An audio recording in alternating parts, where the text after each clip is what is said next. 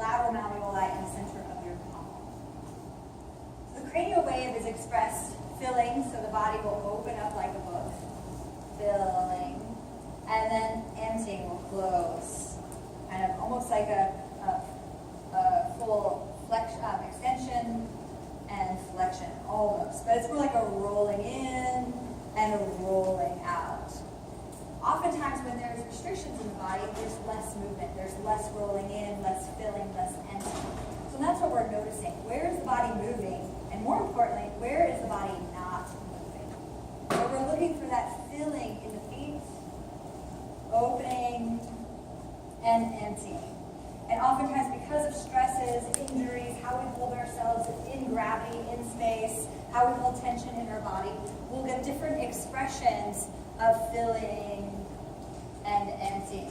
So we'll all have our own signature wave expression. We're going to be holding at each station for about, listening station, for about 2 to 3 minutes at a time, just to introduce yourself and to get familiar with this filling and emptying, and to start making and creating, building our relationship with space and time in a whole other way. We'll be guiding you through that time, space, reaction. So I wouldn't want to be dramatic. Sometimes they're in a super relaxed, deep state. So I wouldn't want to quickly drop their body or do any fast movements. Also want to be mindful that I'm not bumping into the table. It's okay if you lean into the table. However, you don't want to bump into the table. It can be really disconcerting if they're in a deep state of relaxation. So from going from the feet, we'll go to the thighs. And we're constantly going to look for places and ways to hold our body or hold our own structure so that we're not distracted by it. So finding comfortable ways to be, standing in comfortable ways, holding our hands in comfortable postures so that we can hold, sustain this hold, this light touch for about 2, 3, 4 minutes at a time. So the fingers are pointing one direction, your palms are halfway between the thighs and the hip bones. Or the knees. I'm sorry, the knees and the hip bones on the thighs. Thank you. Thighs to the hips. I recommend getting your position set up first before you use your hands. So I like to lean into the table, so that's an option. If your table's low enough, you can sit. That's fine too. See the So you're angle. cupping.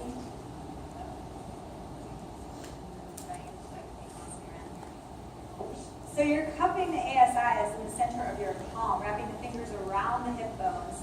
And again, rolling out, rolling in. Your fingers can point in the same direction, or you can have your thumbs on the inside of ASIs and the fingers wrap around each hip bone, ilium,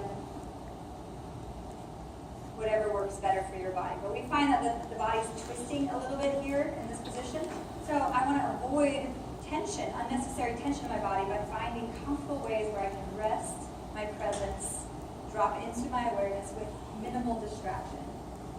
And we don't have monkey mind. We're jumping from branch to branch to branch, swinging from tree to tree all the time. And this is just the opportunity to notice when you're doing that. And then when you do, you bring your focus back to your palms, the sensation underneath your hands. We'll go from the hips to the shoulders.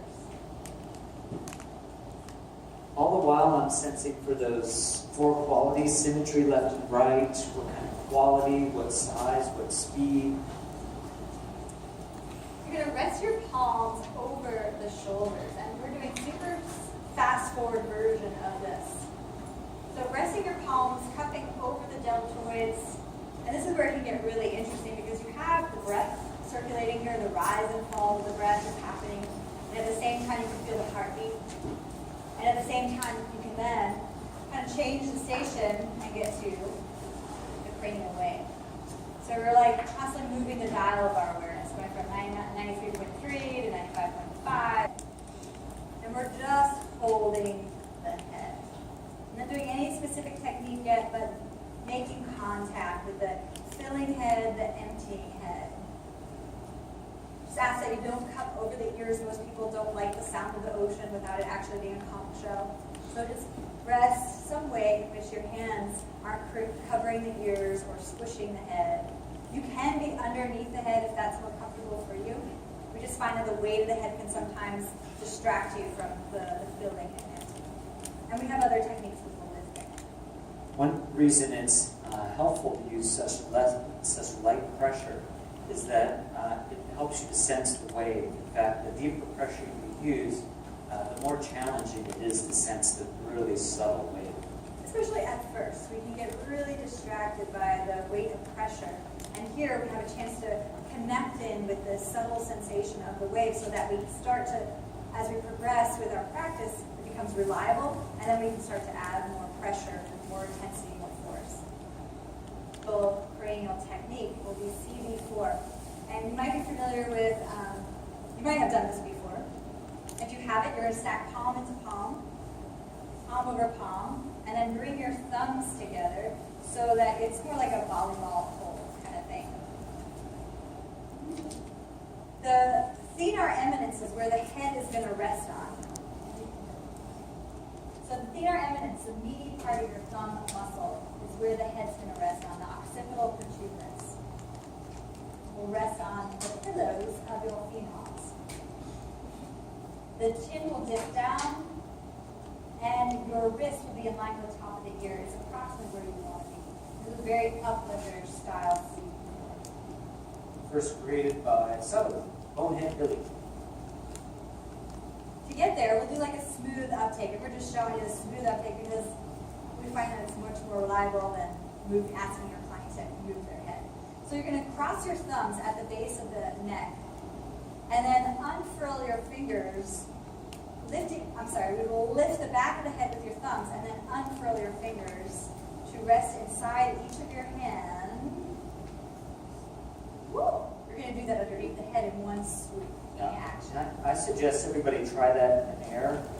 I'll do one just with regular tempo, like that, and then I'll do a little more slow motion.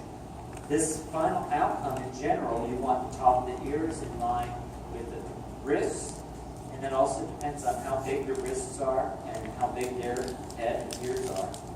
And your fingers oftentimes will be about level with the middle of the circles, not always. And notice, as Nicole mentioned, the chin is moving down toward the throat, toward the chest. CV4, who do you not do it on?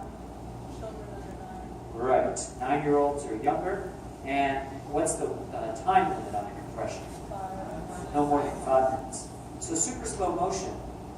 We bring the thumbs toward each other. I'm going to lift the head with the back of my thumbs. This is the tricky part, because I want to go from from palm down to palm up. And I want to lift high enough where I can slide one hand under the other. And then I'll rest it back down. I'll get all the maneuvering and all the movement out of the way in the beginning so I don't have to shift later. So I'll check, are my wrist creases about level with the top of the ear? Is that chin angled down to the throat?